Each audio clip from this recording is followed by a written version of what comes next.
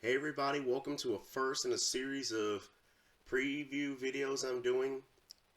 We're going to start off with Ohio State. I want to first start off by apologizing I was not able to get this out earlier, but between vocal illness and just overall busyness, I wasn't able to get to it, but now I'm able to get to it, so without further ado, here is the Ohio State schedule preview video. Again, these are not predictions. These are just an overall look at the schedule and make an estimate about in the general range how many games Ohio State's going to win in 2025. The prediction videos are going to come out in June. I decided that from now on, with the schedule preview videos and the prediction videos, that the first team I look at is always going to be the national champion. Now, Ohio State, they won the championship last year. The biggest loss on the field is going to be their quarterback. They're getting a new quarterback. It's either going to be Julian Sand or the backup quarterback from last year. But either way, Ohio State's trotting a new quarterback on the field. But I think the bigger losses are their two coordinators.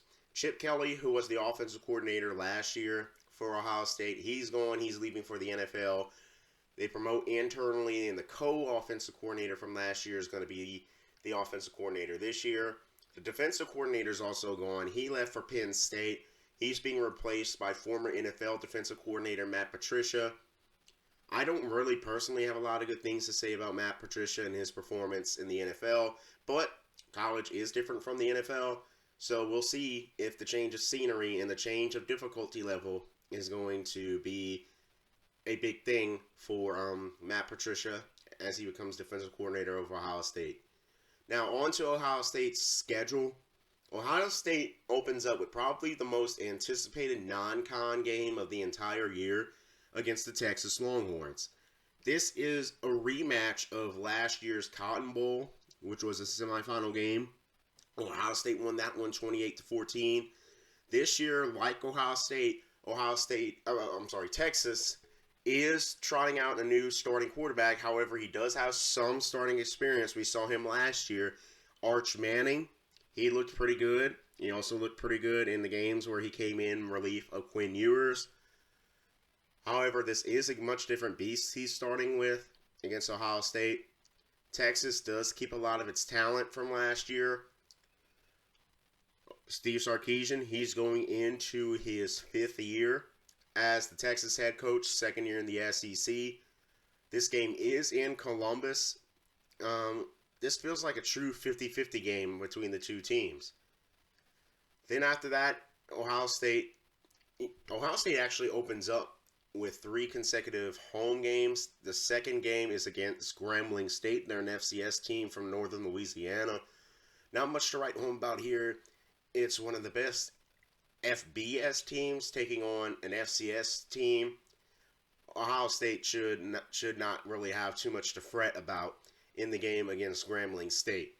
Then to round out the 3 games to start off at home, Ohio State plays an in-state team, the Ohio Bobcats. The Ohio Bobcats did do solid last year, but it is a group of 5 team. Some might think Ohio, the Bobcats, might have an outside shot of making it to the playoff as the group of 5 representative. However, I still think Ohio State should not have a lot of difficulty taking care of the Ohio Bobcats. After Ohio State gets their first bye week. Every team this year gets 2 bye weeks. It's the way the calendar falls, where every 5 to 6 years we see every team get 2 bye weeks because of the way the calendar falls. Usually there's 13 Saturdays in between Labor Day weekend and Thanksgiving weekend, but this year there's 14 Saturdays, so they gave each team an extra bye week. And Ohio State gets their first bye week in week 4. And then after that, they go on the road to play Washington. Now, it is worth noting that one of the problems with the Big Ten last year was when the teams that were on the East Coast would have to go on the West Coast over multiple time zones. That was a problem last year for Big Ten teams. We'll see if Ohio State has that same problem. Washington last year, they went 7-6 in their first year under Jeff Fisk as their head coach. We'll see if they improve. I still think, though, Ohio State shouldn't have that much difficulty taking care of Washington. Then you come back home to play Minnesota. That also shouldn't be a very difficult game. Minnesota's been like a mid team since like a decade. So I think Ohio State shouldn't really have that much trouble taking care of Minnesota. Then on the road at Illinois. Illinois was a shocking Big Ten team last year. They did pretty good. They did beat South Carolina in their bowl game in the Citrus Bowl. And the fact that it's on the road may provide some difficulty to Ohio State. However, I still think Ohio State has a great chance of winning that one. Then after that, you have to go on the road to Wisconsin. Wisconsin was 5-7 last year. Luke Fickell so far really hasn't lived up to the expectation that he was going to turn Wisconsin around. So I don't really think Ohio State's going to have a lot of trouble in that one. And that takes you to your second bye week. So at that point, I really only think there's one game at that point that Ohio State could lose, and it's against Texas. But then after the second bye week, you then have to come back home to play Penn State. Penn State, just like Ohio State, made it all the way to the semifinals, but unlike Ohio State, did not make it past the semifinals. James Franklin once again returns. Drew Allar is going to return as the starting quarterback for Penn State.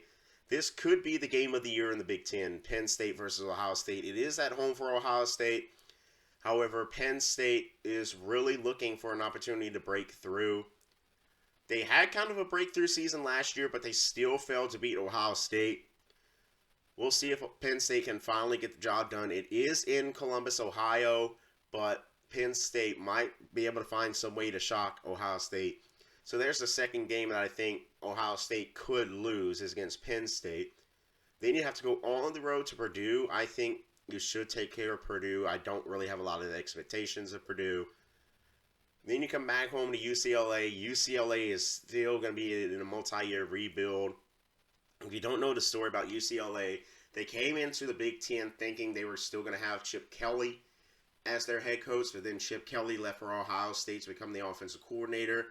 By that point, all the major coaching hires had already happened, so UCLA had no choice but to promote internally, and that turned out to be a disaster.